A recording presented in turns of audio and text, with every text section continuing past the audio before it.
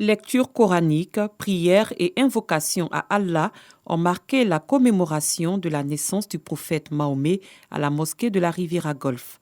En sa qualité de guide suprême de la religion musulmane en Côte d'Ivoire, le cheikh Ahmad Diakité a exhorté les fidèles à tourner le dos à la corruption et les a encouragés à respecter les mesures barrières. Sans discipline, rien de positif n'est possible, ni dans l'organisation des hommes, ni dans le règne animal, ni dans l'environnement dans lequel nous évoluons tous. En effet, la discipline est un vecteur fondamental de la construction de la foi en islam. Le ministre d'État, ministre de la Défense, Téné Birahima Ouattara, représentait le président de la République, El Hadj Alassane Ouattara. Il était accompagné par le ministre de la Sécurité, Vagondo Diomondé. Ce dernier a délivré le message du chef de l'État. Le président de la République, par ma voix, voudrait profiter du caractère solennel de cette cérémonie pour exhorter vivement tous les fidèles musulmans vivant sur toute l'étendue du territoire national ivoirien à s'inscrire résolument dans la noble et salutaire voie d'un islam de tolérance et d'acceptation des différences.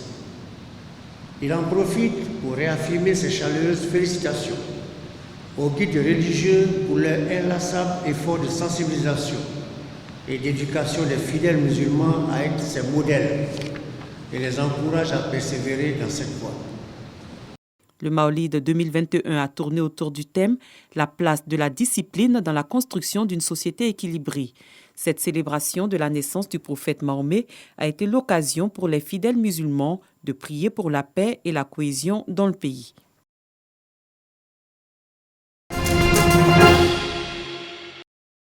Kwasi Pakom, ivoirien âgé de 29 ans, est le violeur présumé de l'institutrice à Daridougou, localité située à 25 km de Sandégué. Il a été arrêté ce dimanche 17 octobre 2021 par la brigade de gendarmerie de Sandégué, appuyée par les éléments de documentation et de recherche de la gendarmerie nationale venue d'Abidjan. C'est sur la piste du téléphone de la victime qu'il a volé après avoir commis l'acte ignoble et avec lequel il serait entré en contact avec ses proches parents que la gendarmerie a pu tracer ses mouvements.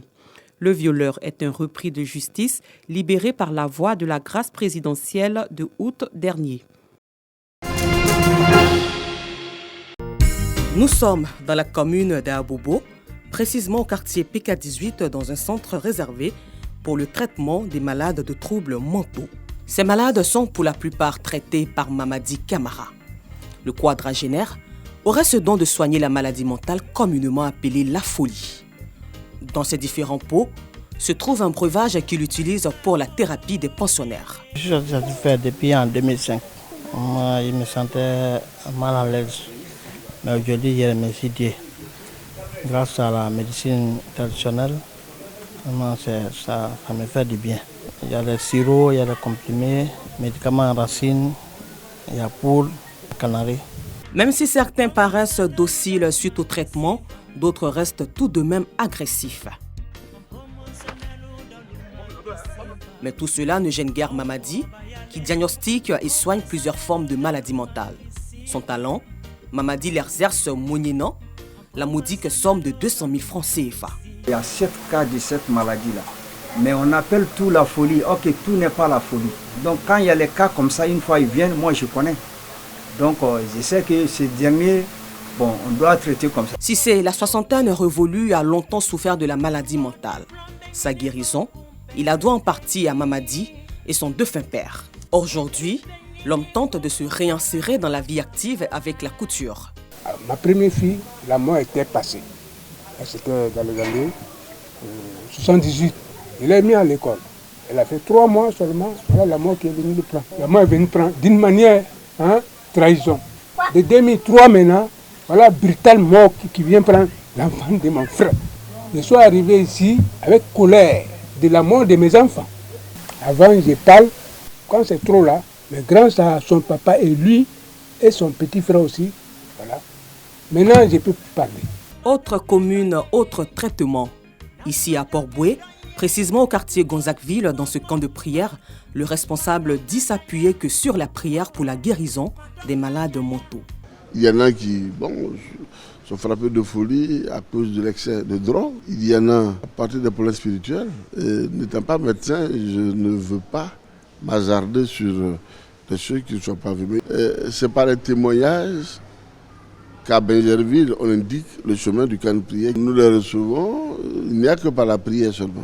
Quelqu'un qui ne dormait pas depuis 2, 3, 5 mois, qui rentre ici, en moins de 2 semaines, on réveille la personne. Je ne peux pas dire en 1 ou 2 jours, mais une chose est certaine. Aucun malade, aucun fou ne sort d'ici avec ce mal. Pour moi, c'était notre cas. Parce que pour moi, là, il montait sur les toits. En fait, je ne me rappelle pas trop des choses, mais c'est ce qu'on m'a dit réellement. Aujourd'hui, ça va parfaitement. Et c'est ici que j'ai pu commencer les cours. Et cette année, il y a eu le bac. Je venais d'accoucher d'un bébé d'1 mois. Dieu m'a fait grâce, passé 1 semaine, j'étais déjà guérie. J'ai demandé après le bébé. Toujours dans le district autonome d'Abidjan, à l'hôpital psychiatrique de Benjerville, pour la journée mondiale de la santé mentale célébrée chaque 10 octobre. Parmi les exposants présents, l'imam Chérif Moussa, président de l'ONG, le Coran guéri, donne des astuces pour guérir de la maladie mentale. Nous sommes exorcistes islamiques. Nous faisons des prières pour ceux qui ont des problèmes mentaux. Nous plaçons des ventouses au niveau du corps de la personne. On rase la personne et on place les ventouses. Docteur Diomandé Amadou, premier responsable de cet établissement sanitaire, donne la définition de la maladie mentale. La maladie mentale, c'est un trouble de la communication. Il refuse de venir à l'hôpital, bien que les gens constatent que son comportement et son discours ont changé. C'est cela qu'on appelle les fous. C'est des états qu'on appelle états psychotiques. Que faire? C'est de se rendre dans un centre médical, voir un psychiatre. Il y a 3 types de traitements. Il y a le médicament, il y a la psychothérapie, des entretiens qui vont faire référence à sa personnalité, à ses tendances. Et puis après, il y a la prise en charge sociale, la réinsertion sociale. Il a aussi prodigué des conseils d'usage pour éviter les maladies mentales. Il faut être soi-même. Il faut avoir des activités distractives, avoir des activités sportives. Il faut éviter tout ce qui est drogue, tout ce qui est alcool. Il se réjouit de la franche collaboration de la médecine moderne et celle des tradipraticiens et des camps de prière. Je travaille avec les pasteurs, les évêques, les imams, les tradithérapeutes. La culture du patient compte beaucoup. Quand je suis avec un chrétien, ce n'est pas la même chose qu'avec un musulman par rapport à leurs croyances. Mais les médicaments sont les mêmes. Mais c'est le langage qui est adapté à la culture de celui qu'on soigne. On doit être complémentaires. Il n'a pas manqué de lancer un appel à la responsabilité des parents des malades de troubles mentaux. Quand c'est vraiment un cas social, ceux qu'on prend dans les rues, ils ne payent rien. Les médicaments sont gratuits. L'hospitalisation est gratuite. Mais quand c'est monsieur tout le monde, quand il vient, toute l'hospitalisation c'est 30 000. Mais les médicaments sont payés et adaptés à la bouche des parents. Selon l'OMS, l'Organisation mondiale de la santé, contrairement aux autres pathologies, les États allouent que 2% de leur budget pour la prise en charge des malades mentaux. Ce qui explique donc l'abandon des malades par certains parents.